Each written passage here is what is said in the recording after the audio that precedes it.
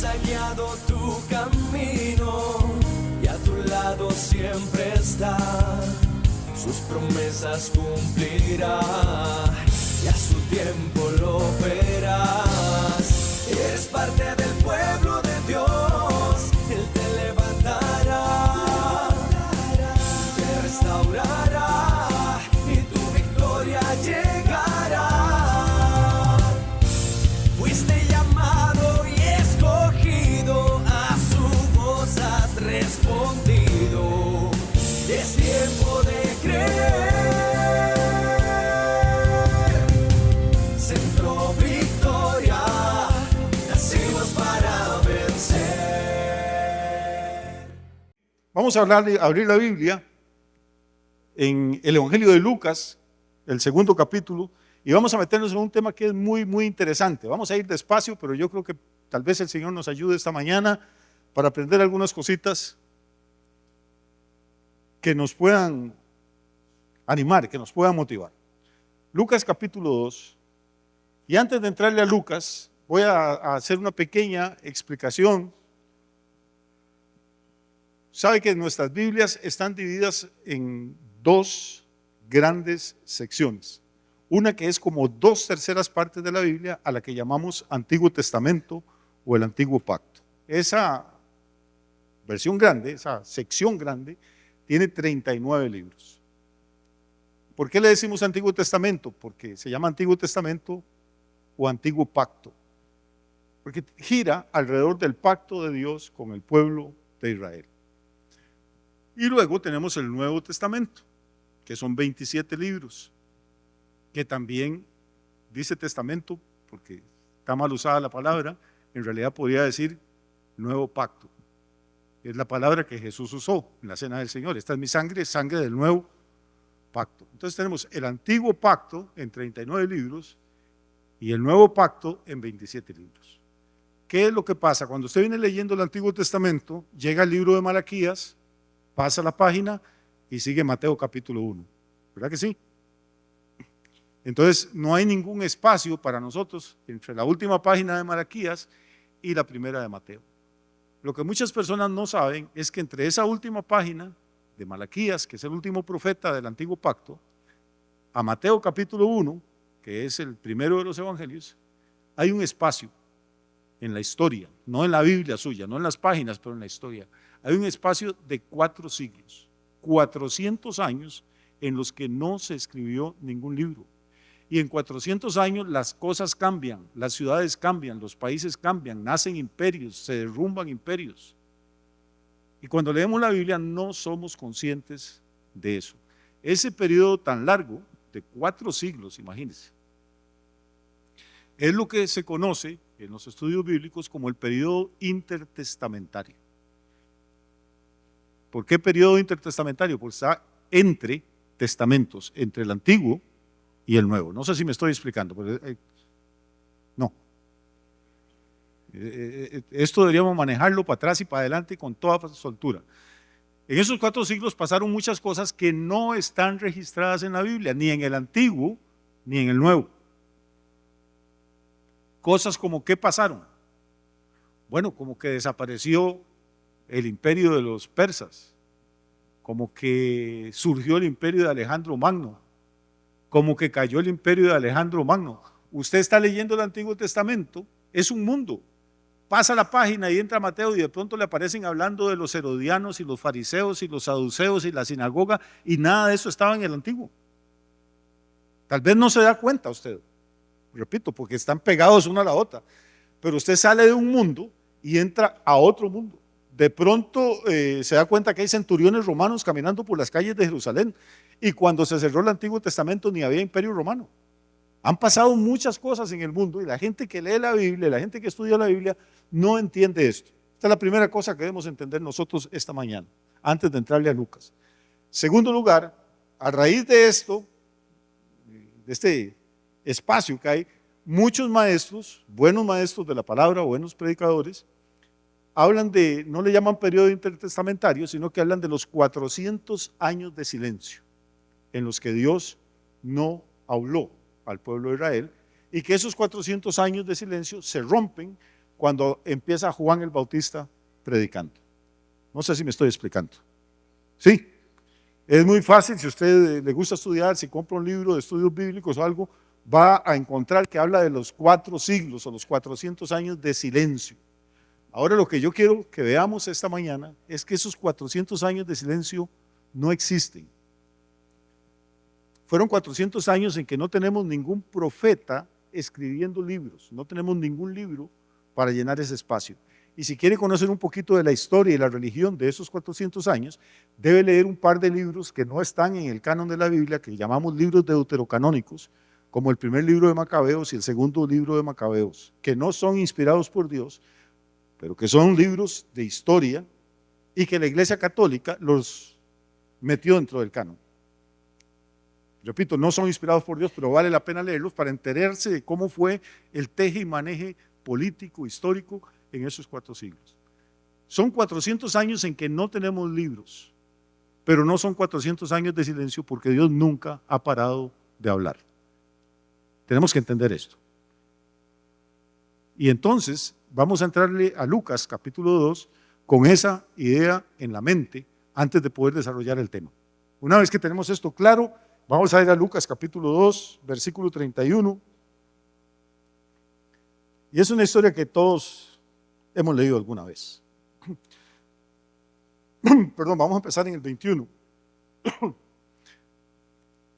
Está hablando del nacimiento de Jesús. María da a luz al Señor, pasan una semana y entonces ocurre algo. Y este algo es muy importante, recuerde. La tinta era muy cara, el papiro y los pergaminos eran carísimos. Nadie desperdiciaba ningún pedacito de pergamino o de papiro. De hecho, lo que han descubierto es que muchas veces alguien escribía un documento y el papiro era tan caro que después lo borraban con piedra pómez para volverlo a usar y escribir ahí, a ese nivel. Entonces, como era tan caro el papiro, como era tan difícil escribir, el Espíritu Santo no desperdicia papel y no desperdicia palabras. Cada cosa que está en la Biblia tiene un propósito, tiene un significado. A veces lo vemos claramente, a veces no lo vemos, pero es lo primero que tenemos que entender. Cuando uno lee aquellas listas de genealogías que ocupan como una página entera, uno se aburre leyendo aquellos nombres tan extraños. No, iba a decir no se aburra, pero suena muy feo. No debería aburrirse. Lo que quería hacer es preguntarle al Señor qué es lo que quería decirnos con eso. Porque el Señor no iba a gastar el tiempo ni el papel escribiendo cosas que no tienen ninguna importancia. Entonces aquí nos cuenta algo muy resumido de la infancia de Jesús. Dice, cumplidos los 8 días para circuncidar al niño, le pusieron por nombre Jesús, el cual le había sido puesto por el ángel antes de que fuese concebido. Vamos a ir despacio. Jesús, en hebreo Yeshua, es Josué, es el nombre que no escogió ni el padre adoptivo de Jesús, ni María, sino que ese nombre vino dado desde el cielo. Cuando Gabriel habla con María, le dice cómo se va a llamar el niño, y se va a llamar Jesús, Yeshua, que significa Salvador. Es el mismo nombre que Josué en el Antiguo Testamento. Es exactamente en hebreo, es el mismo nombre. Hay un montón de gente por ahí hablando lo que no saben, que los cristianos estamos mal porque le decimos a Jesús, Jesús, y en griego Jesús significa asno. Es que asnos hay que se queda uno asombrado realmente. Jesús es la traducción al español del nombre Yeshua. Y no se lo puso una tía ni la abuela, es un nombre dado por el ángel. ¿Y qué significa? Significa Salvador. O sea, este niño, este pedacito de carne, que tal vez pesa unas 8 libras apenas, es ahí, en ese pedacito de carne, está la salvación del mundo, está la esperanza del planeta, está la redención de la humanidad. No es cualquier niño, es un niño que nace sobrenaturalmente. Pero por más sobrenaturalmente que nazca, a los 8 días tienen que llevarlo para hacer una ceremonia que no era de higiene, no era profiláctica como ahora la circuncisión, era de vida o muerte. Cuando Dios le había hablado a Abraham, muchísimos siglos atrás, ya Abraham viejo le dijo, vamos a hacer un pacto. entre tú y yo. Y la señal de ese pacto es que vas a tener que circuncidarte. Abraham con 90 años. Y vas a tener que circuncidar a tu hijo, Ismael, que tenía 13. Y a todos los hombres de tu casa, los esclavos, los peones, todo el mundo. Y de aquí en adelante, toda tu descendencia, para que entre en este pacto, tiene que ser circuncidado todo varón. Y Dios dijo, ¿cuándo? Al octavo día.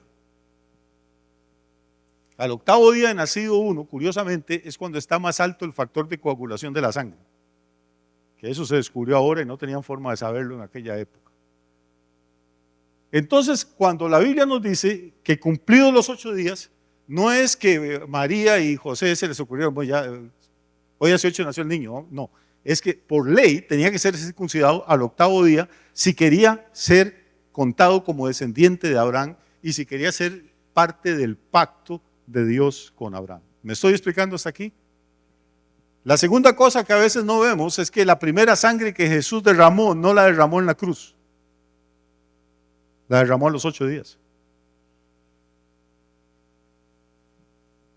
Y esa sangre que Jesús derrama en la circuncisión es sangre del pacto antiguo, del pacto de Dios con Abraham, del pacto de Dios con el pueblo de Israel. 33 años después vuelve a derramar sangre, dice, esta es mi sangre del nuevo pacto. Y ahora vamos a entender entonces en qué sentido la sangre del nuevo pacto. Ya había derramado la sangre del pacto antiguo. La sangre del pacto antiguo era para entroncarlo a él con todas las promesas de Abraham, para hacer la simiente que Dios le había dicho a Abraham que iba a tener. En tu simiente serán benditas todas las naciones de la tierra, todas las familias. Esta es la simiente. Y Pablo explica, Abraham tuvo millones de descendientes, pero Pablo dice, la promesa no fue dada a las simientes en plural, sino a la simiente en singular. Y Jesús es la simiente.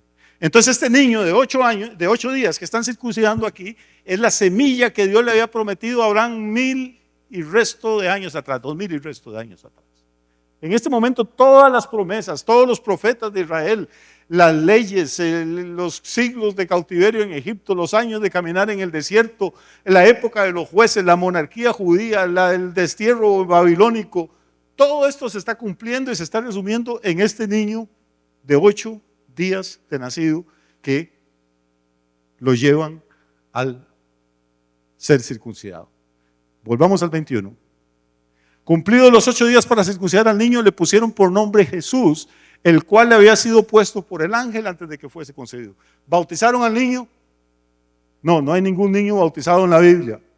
Jesús se bautizó cuando tenía 30 años de edad. Por eso es que nosotros no bautizamos niños. Ahora, entendemos ya esta primera parte, pasamos al verso 22.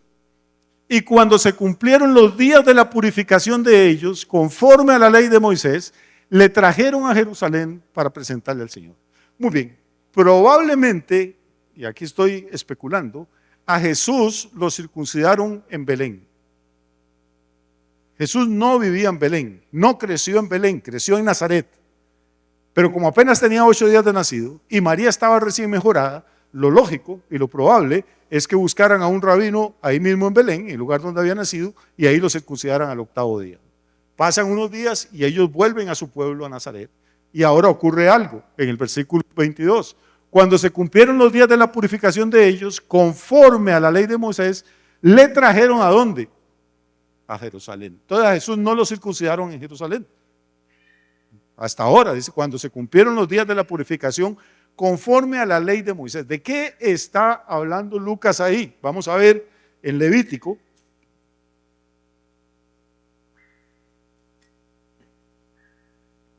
Capítulo 12, ahí lo tienen.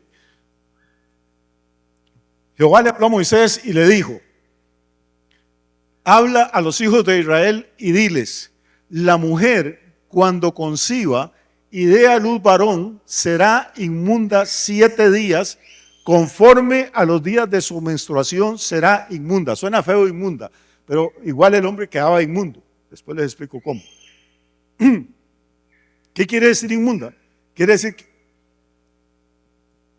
decir que no podía acercarse al templo ni a las cosas santas, ni el varón ni la mujer, mientras estuvieran en esa condición. Y hay todo un tabú de la sangre en el Antiguo Testamento que le impedía a la persona que estaba sangrando ya fuera por una herida, por otra cosa, o menstruando, acercarse al templo, las cosas santas.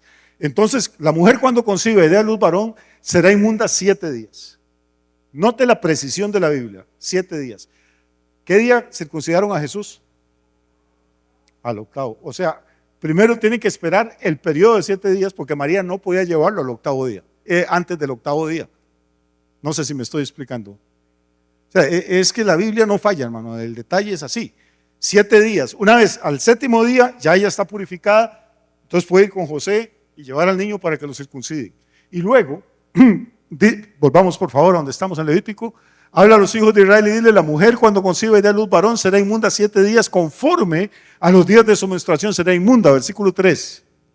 Y al octavo día se circuncidará al niño. ¿Qué leímos en Lucas? Que cuando se cumplieron los 8 días, por eso dice que lo estaban haciendo conforme a la ley de Moisés. Pero pasemos al cuarto. Pero ella permanecerá 33 días purificándose de su sangre. ¿Por qué no 32? ¿Por qué no 34? Ahora asume, del día que da luz, hay 7 días, obviamente está sangrando todavía después del parto, hay 7 días en que dice que no está pura. ¿Está bien? Luego, el niño es circuncidado el octavo día. Pero luego la mujer, después de esos primeros 7 días, debe pasar 33 días purificándose. 33 y 7 son 40. ¿Oye la palabra cuarentena? Todas las vigilias antes le decían a usted que si daba luz, ay Dios libre mamita, en la cuarentena usted no puede salir ni serenarse. Algunas no se bañaban porque le podía pasar cualquier cosa, pero no entendían por qué es que usaban exactamente esa cifra de 40 días. Y eso está tomado de aquí. Ella permanecerá 33 días purificándose de su sangre. Ninguna cosa santa tocará, ni vendrá al santuario. ¿Hasta cuándo podía volver? Hasta cuando sean cumplidos los días de su purificación. 7 más 33 eran 40. Vamos a volver a Lucas ahora. Y ya entendemos por qué Lucas 2 decía que conforme a la ley de Moisés. Cumplidos los 8 días, estoy en el versículo 21, para circuncidar al niño, le pusieron por nombre Jesús, el cual le había sido puesto por el ángel antes de que fuera concebido. Y cuando se cumplieron los días de la purificación de ellos, conforme a la ley de Moisés, lo trajeron a Jerusalén. ¿Para qué? Presentarlo al Señor. No podían venir ni un día antes porque hubieran quebrantado la ley. Como está escrito en la ley del Señor, todo varón que abriere la matriz será llamado santo al Señor. Eso está en Éxodo, es la ley de los primogénitos. No me puedo meter en eso. ¿Qué más vinieron a hacer? Para ofrecer conforme a lo que dice en la ley del Señor. ¿Cuántas veces hemos hablado de la ley ya? Lo circuncidaron conforme a la ley, guardaron los días de purificación conforme a la ley, lo trajeron para presentarlo al templo, al Señor en Jerusalén conforme a la ley.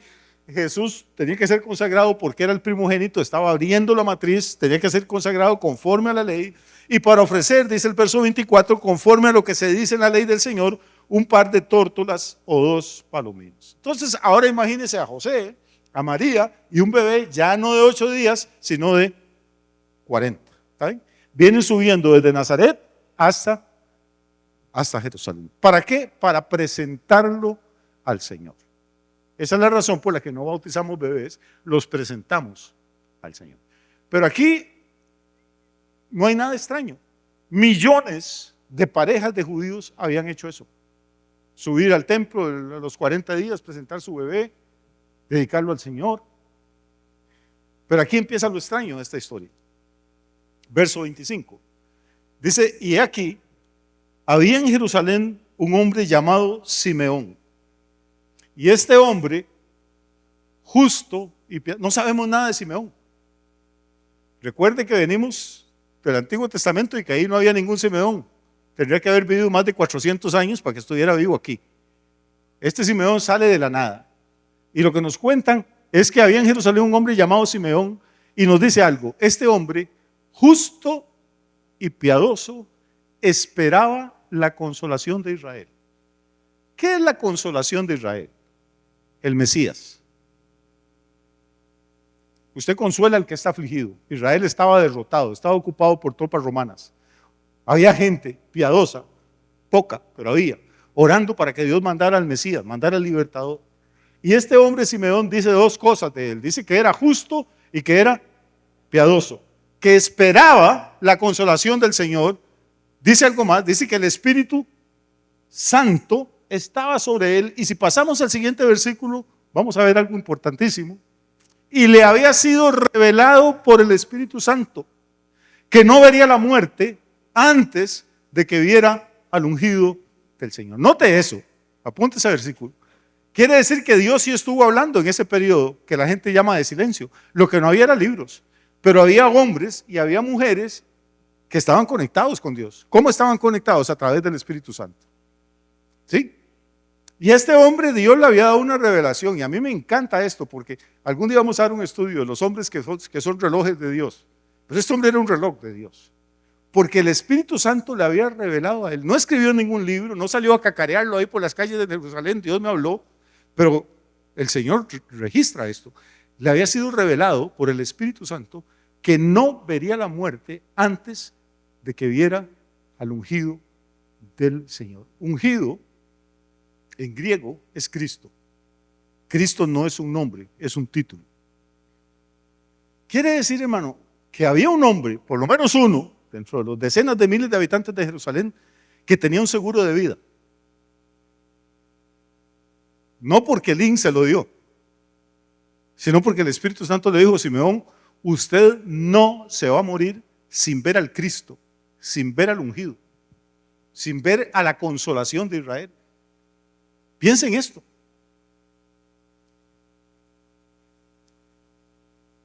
Este tipo podía salir a la calle y no lo iba a atropellar ningún caballo, hermano. Podía nadar en el mar y no se iba a ahogar. Él tenía un seguro de vida. Dios le había garantizado: usted no se muere sin antes ver al ungido, al Cristo, al Mesías, al que viene a consolar a Israel. Y este hombre, verso 27, sobre quien reposaba el Espíritu Santo, este hombre fue movido ¿por quién? Por el Espíritu. ¿Y a qué lo movió el Espíritu? Este hombre, movido por el Espíritu, vino al templo. Ve a Dios trabajando en los dos extremos. Simeón no tenía ni la menor idea de que había una señora que se llamaba María y un señor que se llamaba José y un bebé que se llamaba Jesús, porque Jesús vivía en otro pueblo allá y él vivía en la capital, en Jerusalén. Pero un día está en su casa y el Espíritu Santo le habla y le dice: váyase para el templo. Probablemente no era la hora de los sacrificios, probablemente no era un día de fiesta especial. Y el hombre simplemente hace caso y sale y se va para el templo. Al mismo tiempo, están ascendiendo hacia la cima del templo esta pareja con este bebé y se cruzan en el templo. Y cuando los padres del niño Jesús lo trajeron al templo para hacer con él conforme al rito de la ley. ¿Cuál es el rito de la ley? Presentarlo al Señor y dedicarlo, porque él había abierto la matriz, era el primogénito, era el primer nacido. Cuando lo traen al templo, dice el verso 28, él lo tomó en sus brazos. A él no le tocaba ese día. Lo toma en sus brazos y bendijo a Dios. En el momento que él toma a este bebé en los brazos, algo le ocurre por dentro. ¿Quién sabe cuántos niños habrá presentado este tipo en su vida? Pero en el momento que toma a este niño, y recuerde, este es un hombre con el que Dios habla, es un hombre que está conectado con el Espíritu, algo le ocurre, y dice: bendijo a Dios, diciendo, vea la oración, porque esto es espectacular. Están conmigo, ya los perdí. Yo sé que conocen la historia, pero vale la pena, ahorita vamos a aterrizar. Este hombre abre su boca y dice: ahora, Señor, despides a tu siervo en paz conforme a tu palabra. Déjeme contarle una anécdota personal. Cuando yo estudiaba en la universidad, pues a mí no me podían pagar un apartamento, mis papás ni nada. Entonces una tía me daba de comer y otra me daba alojamiento. La que donde yo dormía era en San Rafael, abajo de Desamparados. La que me daba de comer vivía ahí por el barrio Cruz Roja, en San José, el barrio Santa Lucía. Ya salí, me casé, hice mi vida y tenía años de no ir a ver a la tía esta que me daba de comer y cocinaba muy rico. Y un día llego, toco el timbre y abre la puerta a ella, y donde me ve empieza a pegar gritos y a llorar. Y yo: ¿qué fue eso? Oiga, ¿qué fue? Me voy a morir, y gritaba: me voy a morir. Y digo: por Dios, está enferma, ¿qué tiene? No, porque usted tiene años de no verme y seguro alguien le dijo que yo estaba enferma y por eso viene. para que vea que uno más bien salió normal de esa familia. Oiga, pero gritaba como loca porque se iba a morir porque me había visto a mí. Pero vea qué interesante lo que hace este hombre. Es que me acordé de eso porque lo lógico era que Simeón tomara al niño y cuando supiera que era el Mesías empezara a pegar gritos.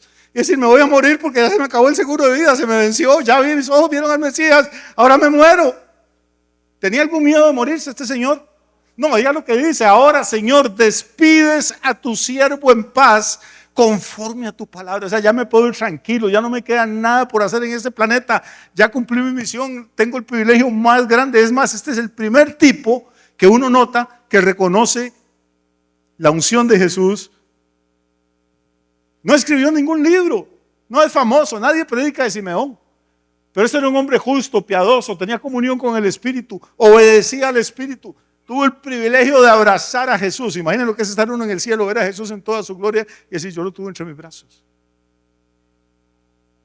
Es como cuando usted ve a sus hijos ya grandes y crecidos, jugando de vivos y de vivas. Usted dice, si yo lo tuve ahí, tenía que bañarlo, tenía que darle comer. No sabe. Y ver a Simeón ahí, que no ve ahí mandando a los ángeles y todo, y pensar que yo lo cargué en mis brazos. O sea, qué experiencia más extraordinaria tiene que haber tenido este Señor. Despides a tu siervo en paz conforme a tu palabra. ¿Cuál palabra? No había ningún versículo escrito. Es la palabra que el Espíritu Santo le había hablado a él de que no te vas a morir hasta que no veas al ungido. Porque han visto mis ojos a este bebé tan guapo, porque han visto mis ojos a la mamá del bebé. No, han visto mis ojos, ¿qué? Tu salvación. ¿Qué significa el nombre de Jesús? Salvador.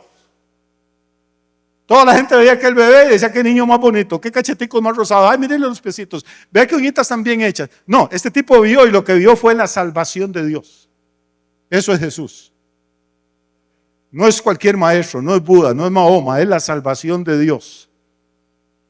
O sea, pasamos por encima de estos textos, hermano, pero hay tanta revelación que uno podía pasar días enteros hablando nada más de esto, pero yo sé que usted no se va a quedar días enteros. Porque han visto mis ojos tu salvación. ¿Y qué más? La cual has preparado en presencia de nosotros los judíos. No, de todos los pueblos. Esta es la simiente de Abraham, y en la simiente de Abraham iban a ser benditas todas las naciones, y ahí estamos incluidos los costarricenses. Bendito sea Dios. Si no, no habríamos tenido ninguna esperanza. Luz para revelación a los gentiles. Note que este hombre no está pensando solo en los judíos. Luz para revelación a los gentiles y gloria de tu pueblo Israel. Jesús es la gloria de la nación de Israel. Israel le ha dado muchas cosas al mundo, pero la más valiosa de todos se llama Jesús de Nazaret. Y por eso Satanás odia a esa nación. Jesús es la gloria de Israel. Y José y su madre estaban maravillados de todo lo que se decía de él. Y Simeón los bendijo y dijo a su madre María, he aquí, este está puesto para caída y para levantamiento de muchos en Israel y para señal que será contradicha. Y le da una profecía a María ahí, en medio de ese gozo. María con la boca abierta oyendo lo que están hablando de su hijo. ¿A cuál mamá no le gusta que hablen bien del hijo de ella? Y está diciendo cosas maravillosas. Y de pronto se vuelve a María y el Espíritu le revela algo y le dice a María, y una espada traspasará tu misma alma. En ese momento María no entendió. 33 años después, al pie de la cruz, entendió perfectamente lo que le habían dicho. Ese bebé maravilloso que tenía ahí, se convirtió en el escándalo del mundo, se convirtió en la serpiente, se convirtió en la maldición, se convirtió en el velo. Y ella fue de las pocas que estaba ahí. ¿Cómo se sentía el alma de una madre viendo eso? Verso 36, vamos a correr un poquito. Verso 36, es la misma historia, ahí sigue, dice, también estaba allí Ana, profetiza. Entonces sí había profetas en esa época, porque esta mujer era profetisa. Ninguno escribió un libro, pero no es que el Espíritu Santo había cerrado la pulpería durante 4 siglos. Dios no descansa, hermano, Dios seguía hablando, Dios seguía moviéndose. No tenemos registro escrito de qué profetizaba Ana, ni de qué era la piedad que tenía Simeón, pero la Biblia dice que esta gente era gente conectada con Dios en un tiempo de tinieblas espirituales. Ahí estaba también Ana profetisa, hija de Fanuel, de la tribu de Aser, no es cualquier mujer, nos dice el nombre del papá, nos dice a cuál de las 12 tribus de Israel pertenecía, de edad muy avanzada, pues había vivido con su marido 7 años desde su virginidad y era viuda hacía 84 años. Una vez dije algo y no sé, alguien me criticó, pero dice que desde que ella era virgen vivió con su marido 7 años. O sea, estuvo casada 7 años. Si se casó a los 13 o 14, quedó viuda a los 20 o 21 y fue viva, decidió que no se iba a casar más. Y llevaba en ese estado, dice, 84 años. Creen que esta señora debe tener arriba de 100, 102, 103 fácil. ¿Y qué hacía una señora con esta edad? Verso 36 dice, estaba también allí. ¿Allí dónde? En el templo.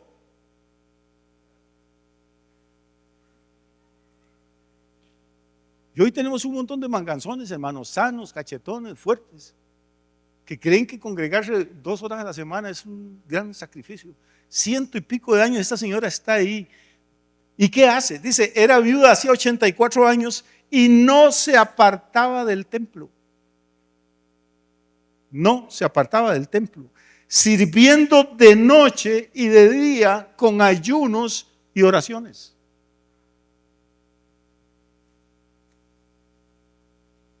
Todos los martes de 7 a 8 y media. Y con café para que vengan. No, ayunando y orando. ¿Y qué dice? No se apartaba del templo. Esta presentándose en la misma hora. Note qué interesante. El templo era unas instalaciones inmensas. El Espíritu Santo saca a Simeón de su casa, lo lleva al templo, trae a José y a María y a Jesús, lo lleva al templo, trae a esta señora viuda, hija de Fanuel, y la lleva y coinciden todos en el mismo lugar. Esta presentándose en la misma hora, daba gracias a Dios. ¿Y qué hacía? Hablaba del niño a todos los que esperaban la redención en Jerusalén. En Jerusalén había gente esperando la redención y se conocían entre ellos. Eran la minoría, pero había gente que estaba esperando algo. Y Ana los conocía porque ella era una mujer de ayuno, de oración.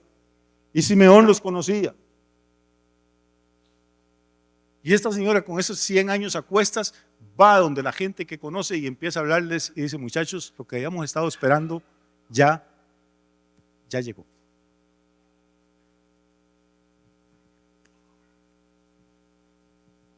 Ok, esta es la introducción, ahora voy a empezar a predicar. ¿Qué quiero decirle con esto? Quiero decirle que esos 400 años no fueron de silencio total. Quiero decirles que había gente que sabía que el tiempo de la primera venida del Mesías estaba cercano, que había gente que estaba a la expectativa, que había gente que oraba y ayunaba, Señor, manda al ungido, manda al Mesías, manda al Cristo. La Biblia nos da 2 ejemplos aquí, pero nos dice que había más personas porque la hija de Fanuel le hablaba a todos los que esperaban la redención en Jerusalén. Había gente esperando la redención. Y la palabra clave es esperando. Si volvemos al versículo 25 de Lucas 2, dice, aquí había en Jerusalén un hombre llamado Simeón, y este hombre justo y piadoso, ¿qué hacía? Esperaba.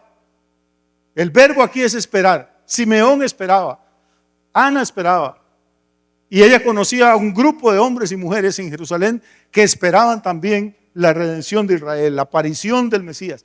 Dios ha tenido gente, aunque no hubiera profetas escribiendo libros, Dios tenía un grupito de gente ahí en Jerusalén que estaban conectados con el Espíritu y a los que Dios les estaba indicando, el tiempo está más cerca de lo que ustedes creen. Algunos de ustedes no se van a morir antes de que vean con sus propios ojos al Mesías.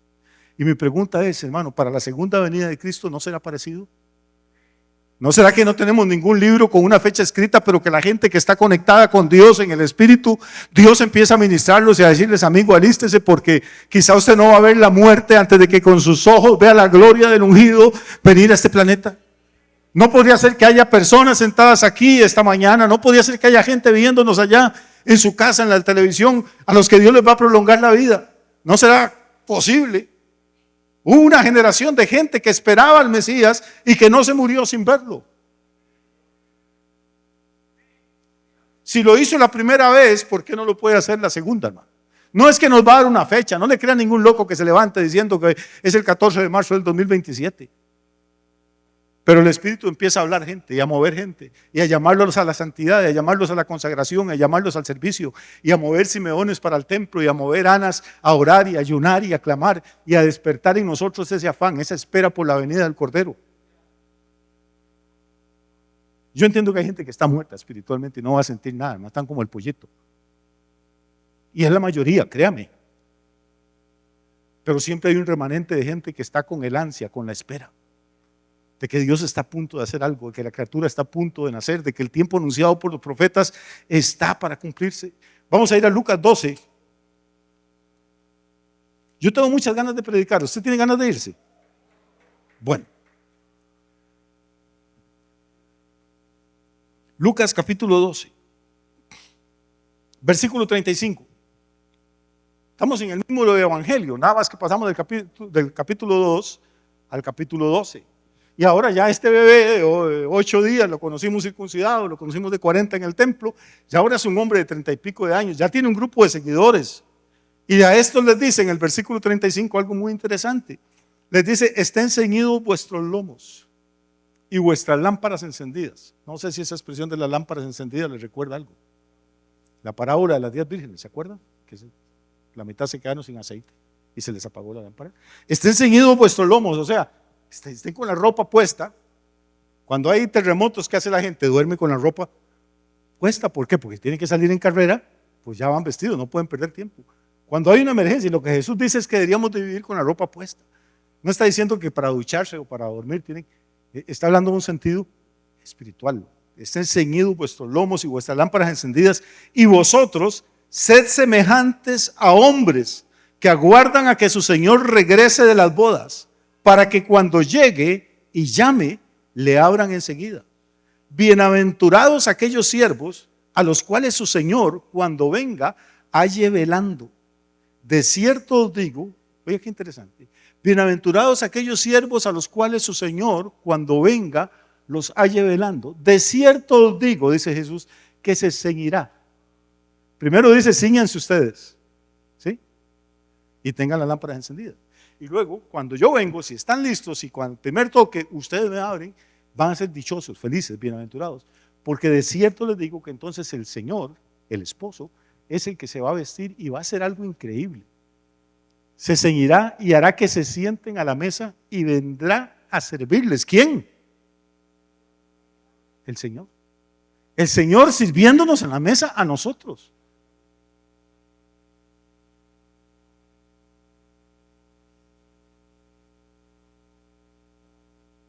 Lo que Jesús está diciendo aquí es algo impresionante. Dice: y aunque venga, verso 38, aunque venga la segunda vigilia y aunque venga la tercera vigilia, si los hallara así, bienaventurados son aquellos siervos. ¿De qué está hablando Jesús aquí, hermano? Ya no es de su primera venida, porque ya Él está aquí, está hablando de la segunda. Él está aquí, le está diciendo: yo me voy a ir. Y cuando vengo, quiero encontrarlos listos, quiero encontrarlos preparados. Y felices ustedes, dichosos, bienaventurados, si están de verdad con la lámpara encendida, con los lomos ceñidos, porque entonces van a recibir una recompensa. Yo los voy a sentar a la mesa y yo los voy a servir. Está hablando de las bodas del Cordero.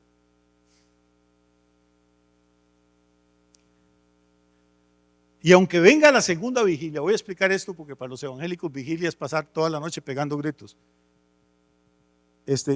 No entendemos ni qué es una vigilia.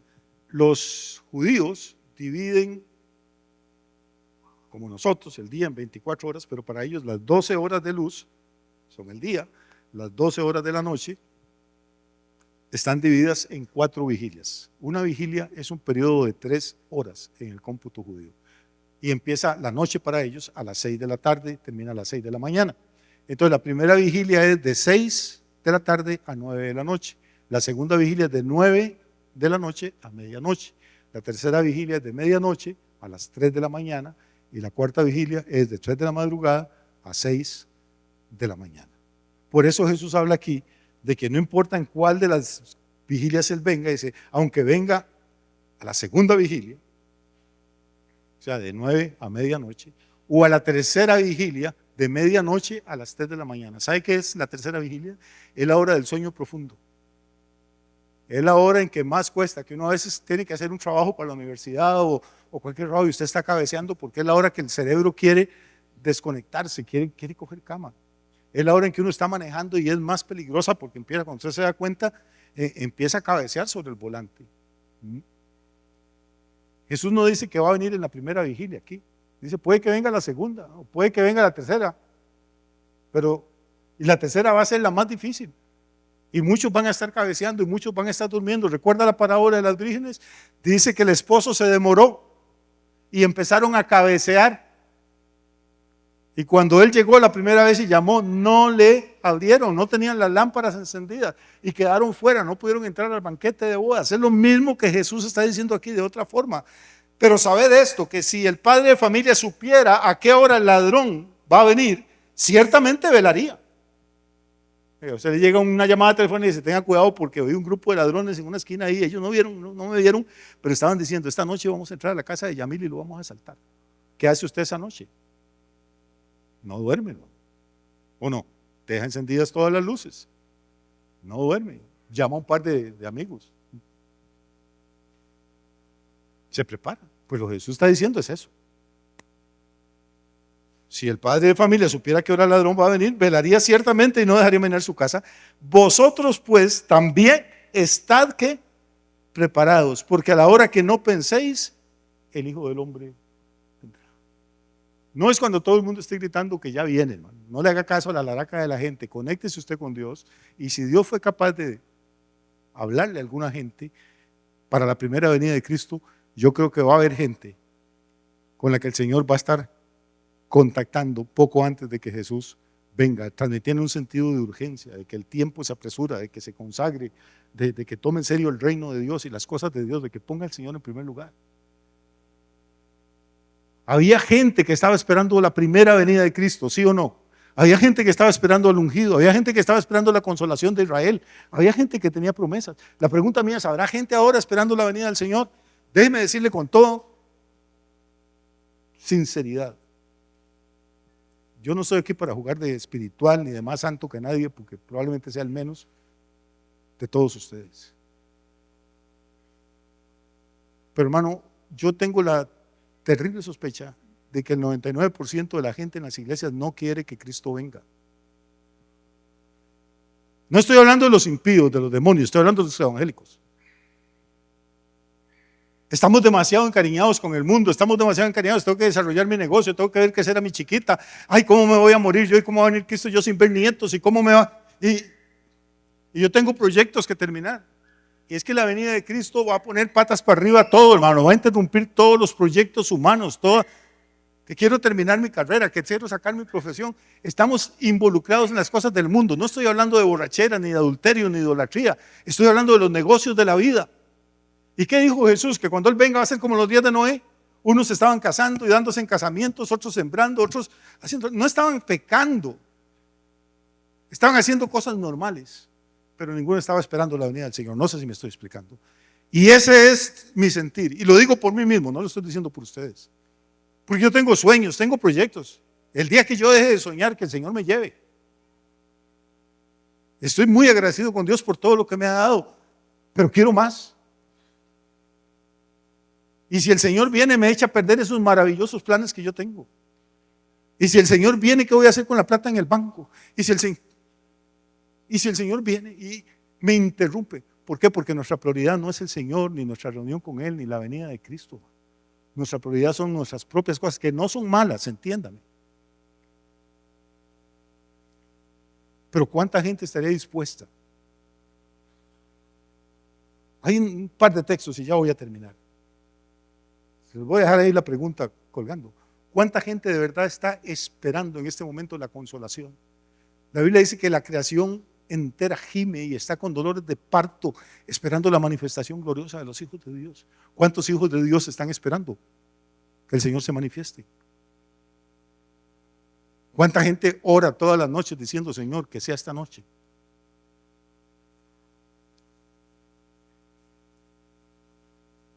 Y más bien cuando hemos hecho algo malo, cuando sabemos que no andamos caminando recto, oramos, pero Señor, suave, suave, todavía no, de mi chancecito.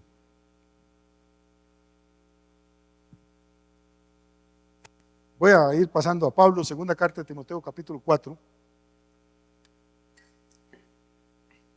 Segunda carta a Timoteo, capítulo 4. Pablo está contando todo lo que le ha costado a él servir a Cristo. No se está quejando, está contando para su discípulo amado, al que él llamaba su hijo, a Timoteo. En el capítulo 4, versículo 1,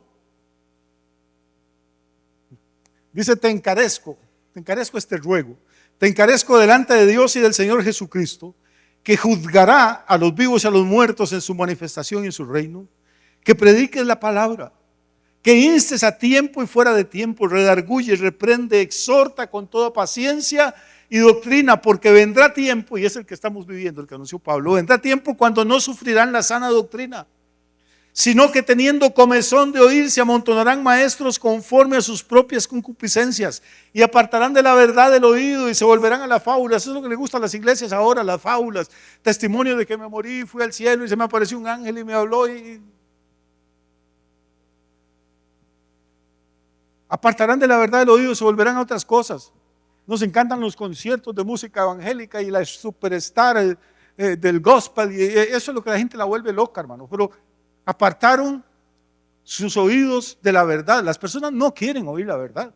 Nadie quiere que le digan que es pecador. Nadie quiere que le digan que solo por la sangre del cordero puede ser redimido. Nadie quiere que le digan que se tiene que arrepentir. Nadie quiere que le digan que deje a la querida. Nadie quiere que le... Nadie.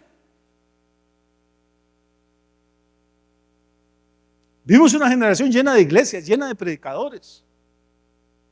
Pero lo que Pablo está diciendo a Timoteo: tengan cuidado, porque vendrá tiempo cuando no sufrirán la sana doctrina, sino que teniendo comezón de oír se amontonarán maestros conforme a sus propias concupiscencias y apartarán de la verdad el oído y se volverán a las fábulas. Pero tú, sé sobrio en todo, soporta las aflicciones, haz obra de evangelista, cumple tu ministerio.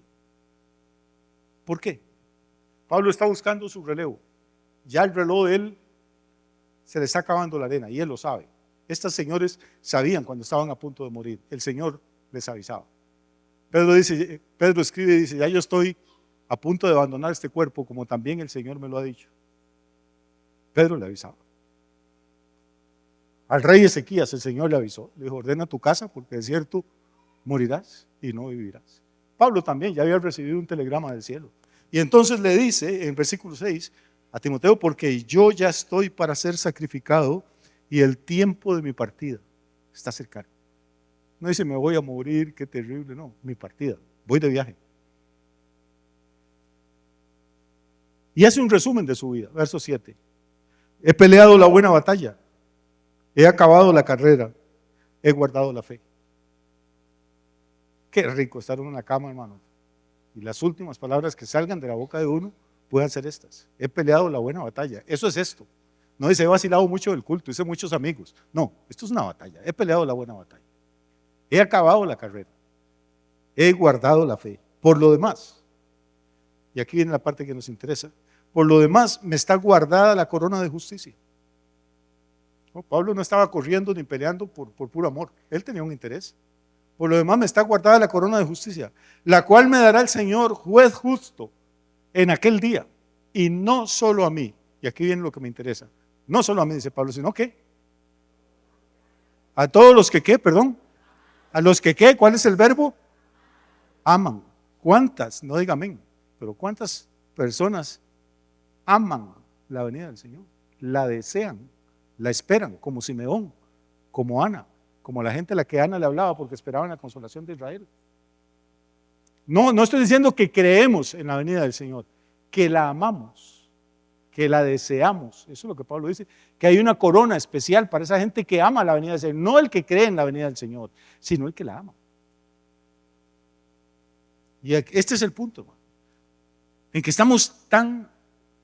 Hay una palabra que usaban los campesinos en Costa Rica antes. ¿Sabe cuál era? Hallado. Lo veían a uno acomodado en una hamaca y decía: está muy halladito. Hallado era como demasiado cómodo, tranquilo. Llegaban visitas a la casa y la tirada que se sentían demasiado halladas. Y eran 2 días y uno tratando de que se deshallaran. ¿Sabe cuál es el problema de nosotros? Yo creo que estamos demasiado hallados. vivimos bien, nadie nos persigue, no le hablamos de Cristo a nadie, oramos si nos da la gana, leemos la Biblia si queremos, si no queremos, no. Y seguimos viviendo a los chanchochingos y creyendo que todos vamos para el cielo, pero en manada. Pero Pablo dice que hay un galardón, que hay una corona especial, no para los que creen en la venida de Jesús, para los que la aman. Aunque venga y nos interrumpa la vida, aunque venga y usted se quede sin casar, aunque venga y se quede sin ver a sus hijos crecer, a como está el mundo, casi es mejor que el Señor nos lleve a todos juntos. Aunque venga y el negocio con el que usted se iba a hacer millonario no cuajó porque el Señor se lo interrumpió, que venga y nos interrumpa todo. Y cuando estemos arriba nos vamos a dar cuenta que todo esto era basura. Lo mejor que soñábamos, lo mejor que teníamos, era basura comparado con lo que Él tiene guardado para los que le aman. Terminamos en Apocalipsis para irnos a almorzar.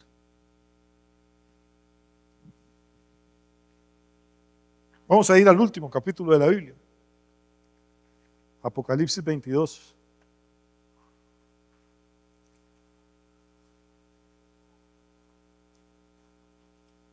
Está como para que salgan a comprar lotería en dos.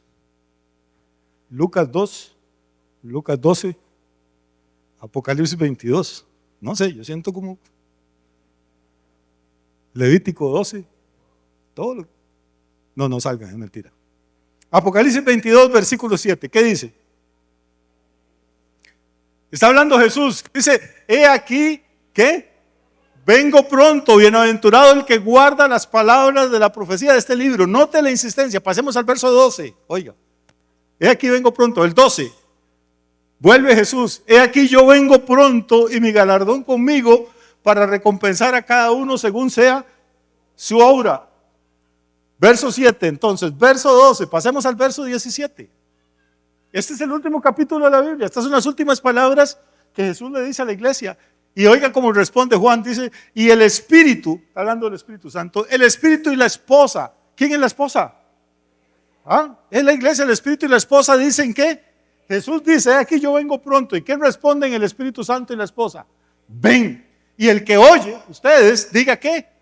Ven. Y el que tiene sed, venga. Y el que quiera, tome del agua de la vida gratuitamente. El clamor de la esposa, orando junto con el Espíritu, debería decirle al esposo, ven. Usted se casa, hermano. Ahora es muy fácil casarse a través de internet. Usted no conoce al tipo ni a la tipa. Y con Photoshop uno queda guapísimo. Y hay gente que se conocen así y se casan.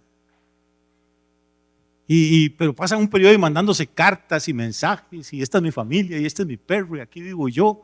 Y el novio le manda y el tipo vive en una mansión y es guapísimo. Y le dice, usted es la mujer de mi vida, yo quiero casarme con usted.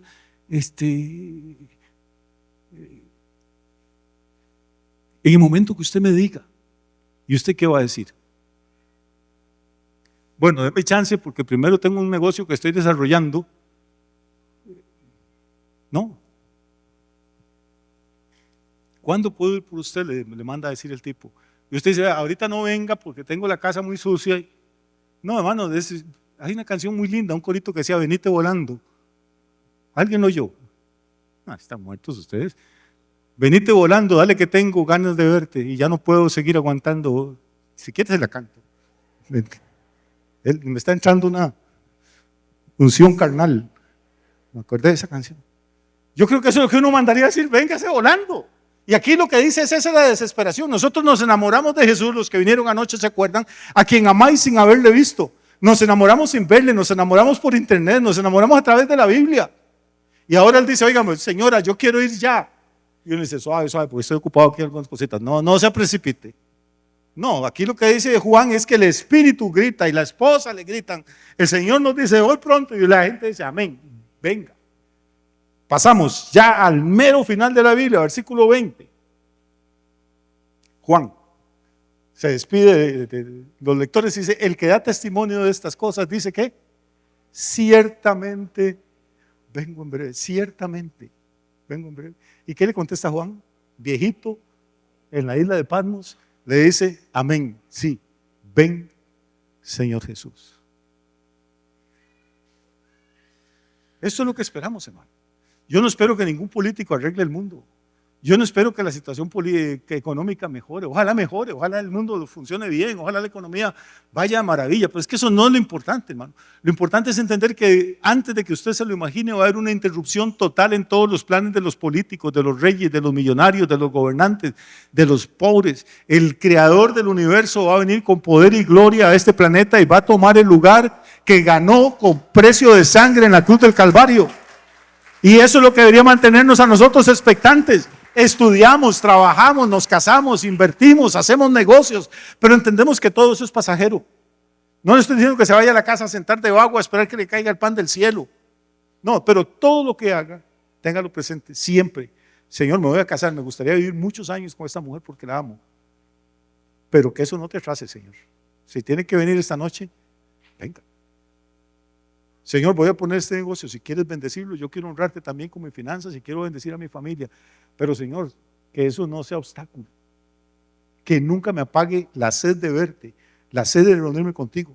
Que nunca me apague el deseo, la expectación por tu venida. Simeón era justo y piadoso porque esperaba la consolación de Israel. Ana esperaba la consolación de Israel. Ana le habló a los que en Jerusalén esperaban la consolación de Israel. El Señor no estaba en silencio, no tenemos libros de esos 4 siglos, pero el Espíritu Santo estaba hablando. ¿Y de qué hablaba? De la primera venida de Cristo. Y ahora el Espíritu sigue hablando desde la esposa, diciéndole al novio, ven. Y la esposa responde, sí, ven, Señor Jesús. Los evangélicos se saludan diciendo Dios le bendiga. Una vez fui a predicar en una iglesia y cuando terminé una señora dijo que yo no era de Dios. Porque no dije Dios les bendiga, dije buenas tardes. Ya con esos niveles de estupidez no vale la pena ni discutir. En ninguna parte de la Biblia nadie saluda a nadie diciéndole que Dios te bendiga. Ni Pedro, ni Juan, ni Pablo, nadie. Ese es un invento evangélico. Si esas palabras tuvieran algún poder, después de cada culto salíamos flotando la bendición. Después de darle la mano a 300 personas y todos lo bendicen, usted salía. Los cristianos no se saludaban así. Cuando se encontraban, se daban la mano y decían Maranata. Y eso era arameo. El Señor viene. Maranata. Y los otros decían amén, Maranata. Ese era el saludo, esa era la esperanza. Y de ahí viene la palabra Maranata. El Señor viene. Ojalá que no se nos olvide. Siga trabajando, siga estudiando, sea el mejor estudiante, ponga el mejor negocio que pueda, sea el mejor esposo que pueda, sea el mejor hijo que pueda, sea el mejor padre o madre que pueda, sea el mejor profesor, educador, profesional, lo que sea. Trate de ser excelente en lo que hace, pero nunca se le olvide que todo eso es temporal, que en cualquier momento el Señor viene, y manténgase conectado porque el Espíritu sigue hablando. Que Dios les bendiga, que tenga una semana muy bendecida.